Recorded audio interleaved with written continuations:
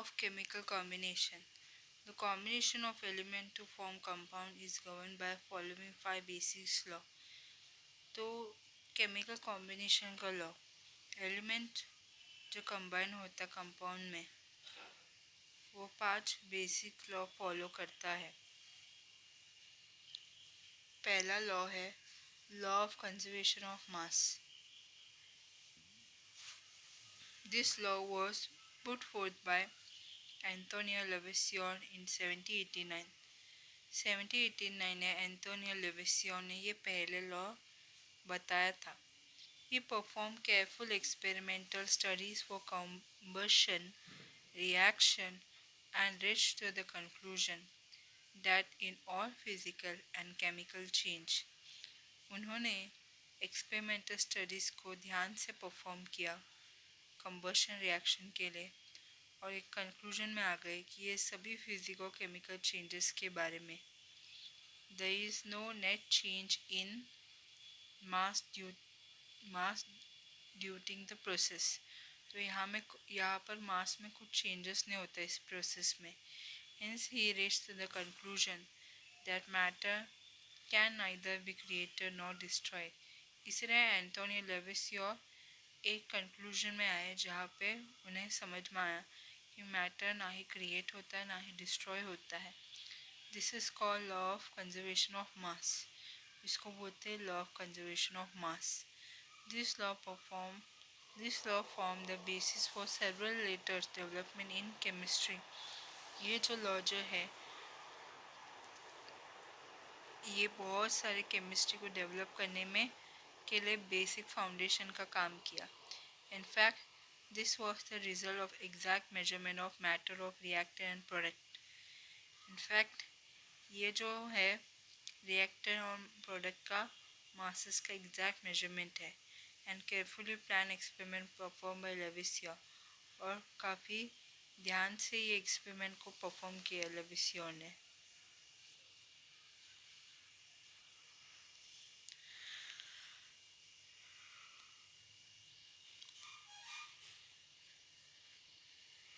Law of definite proportion.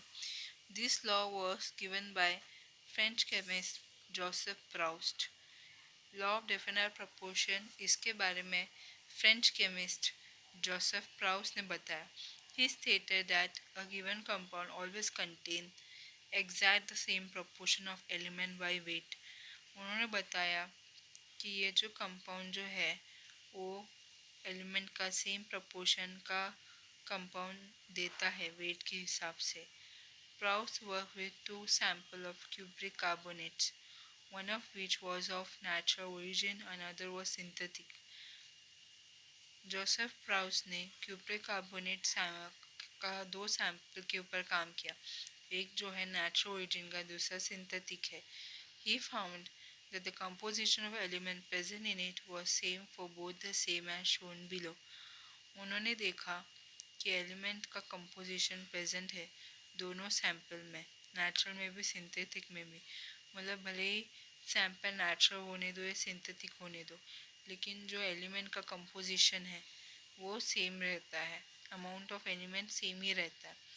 यहाँ पे box है नेचुरल सैंपल जहाँ पे परसेंटेज ऑफ कॉपर 51.35 है, सिंथेटिक सैंपल में भी उतना ही परसेंटेज का कॉपर है 51.35। फिर नेचुरल सैंपल में कार्बन का परसेंटेज 974 है, यही सेम परसेंटेज सिंथेटिक सैंपल में भी है। फिर ऑक्सीजन का परसेंटेज कितना है नेचुरल सैंपल में 38.91, सेम परसेंटेज सिंथेटिक सैंपल पर भी है। तो जोसेफ प्राउस ने प्रूव किया कि कोई भी सैंपल नेचुरली बनने दो या फिर लैब में सिंथेटिकली प्रोड्यूस होने दो, लेकिन जो नंबर ऑफ एलिमेंट रहते हैं या कंपोजिशन रहता है वो सेम ही होता है। Thus he conclude that irrespective of source, a given compound always contains same element combined together in the same proportion by mass। तो उन्होंने कंक्लूड किया कि ये जो सोर्सेस जो है जिसका कंपाउंड जो है सेम एलिमेंट कंबाइन रहता है एक दूसरे के साथ सेम प्रोपोर्शन में मास की वजह से। The validity of this law has been confirmed by various experiment. ये जो इस लॉ का जो वैलिडिटी है वो बहुत सारे एक्सपेरिमेंट ने कंफर्म किया. It is sometime also refers to as law of definite composition. इस लॉ को लॉ ऑफ डेफिनेट कंपोजिशन भी बोलते हैं. फिर नेक्स्ट लॉ है law of multiple proportions.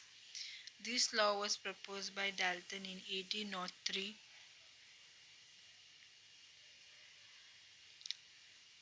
According to this law, if two elements can combine to form more than one compound, the masses of one element that combine with the fixed mass of the other element are in the ratio of small whole number.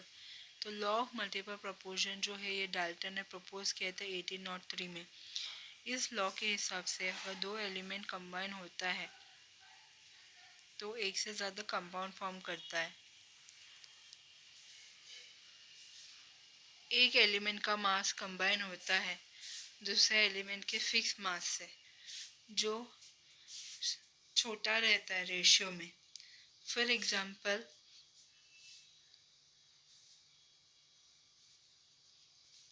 Hydrogen combine with oxygen to form two compound, namely water and hydrogen peroxide. तो hydrogen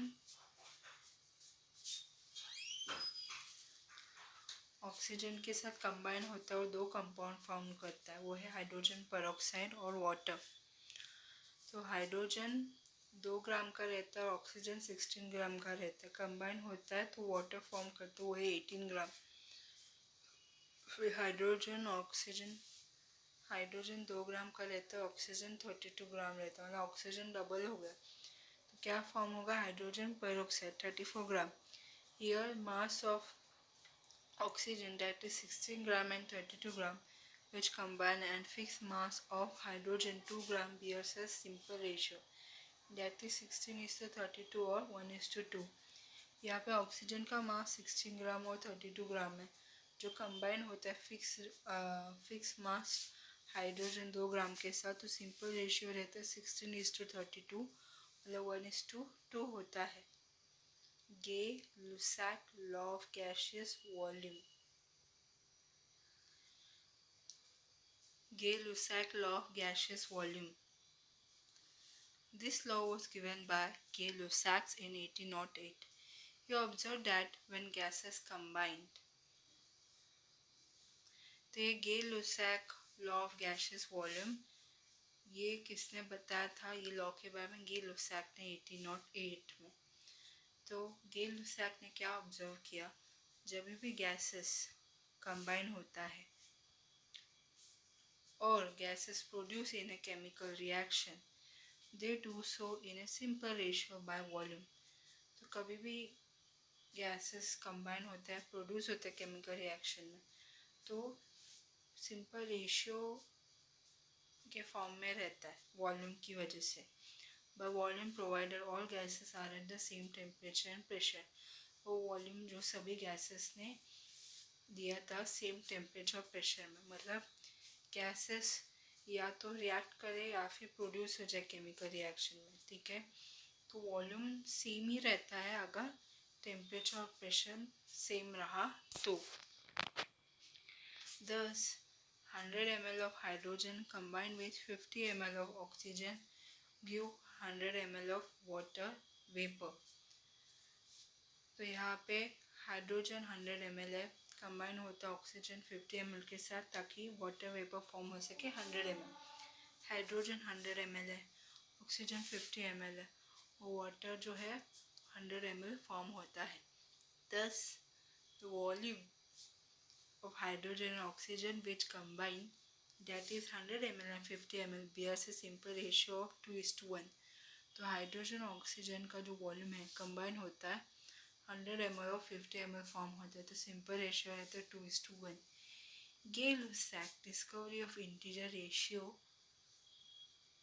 in volume relationship is actually the law of definite proportion by volume. तो Gay-Lussac जो है इसने integer ratio discover किया था volume relationship में जहाँ पे लॉ ऑफ डेफिनेट प्रोपोर्शन जो है फॉर्म हुआ वॉल्यूम की वजह से. So the law of definite proportion stated earlier was with respect to mass. Definite proportion का लॉ जो है वो मास के साथ जुड़ा हुआ है, सेम जैसे गे लुसैक लॉ का वॉल्यूम के साथ जुड़ा हुआ है.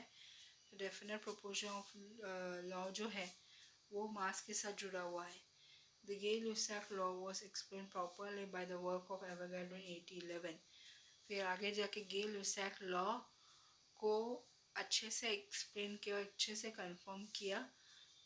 जो दूसरे एक साइंटिस्ट ने किया था वो है Avogadro's law.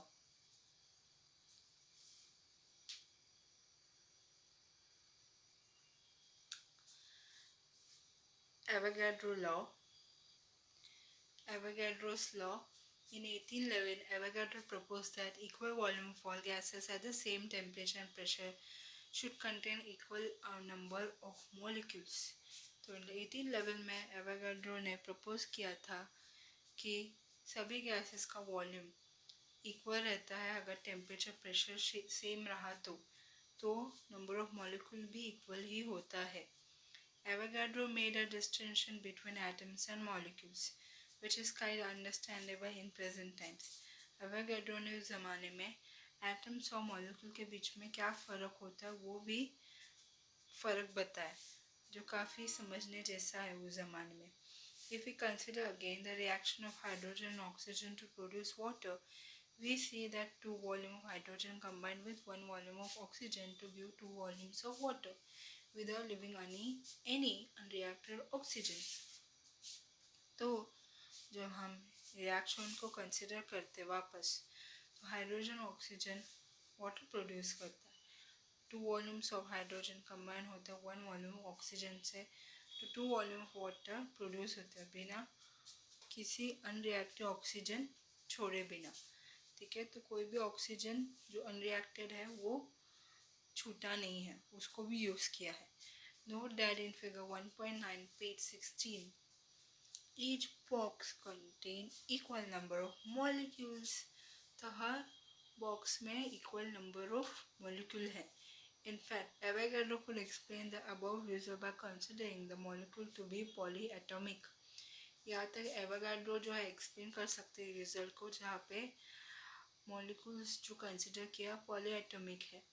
If hydrogen or oxygen were considered as diatomic as recognized now, then the above results are easily understandable. अगर हाइड्रोजन ऑक्सीजन जो है वो डायटोमिक है उसको अगर कंसिडर करेंगे तो रिजल्ट जो है आसानी से अंडरस्टैंडेबल है. However, Daltons and others believed at that time that atom of the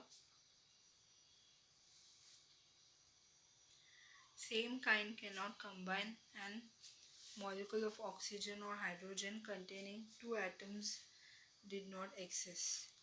तो ऑक्सीजन या फिर हाइड्रोजन जिसमें 2 एटम है वो एग्जिस्ट नहीं करता है और वो कंबाइन नहीं होता है. ठीक है. Avogadro's proposal was published in the French journal The Physique. Avogadro का जो प्रपोजल है वो फ्रेंच जर्नल द फिजिक्स में पब्लिश हुआ था. In spite of being correct it did not gain much support. भले उनका लॉ करेक्ट था लेकिन तो भी इतना सपोर्ट नहीं मिला. After 50 years in 1860, the first international conference on chemistry was held in Karlsruhe, Germany to resolve various ideas. 50 साल के बाद 1860 में केमिस्ट्री के ऊपर जो इंटरनेशनल कॉन्फ्रेंस है जो कार्लस्रू ने जर्मनी ने किया था उसमें बहुत सारे आइडिया रिजॉल्व किए. At the meeting Stanislao Cannizzaro presented a sketch of course of chemical philosophy which emphasized on the importance of Avogadro works.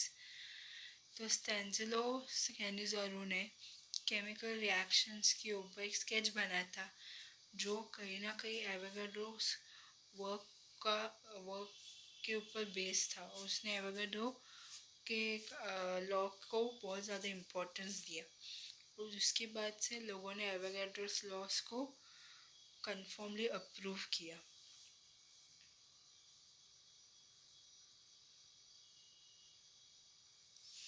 यहाँ पे ये जो बॉक्स है,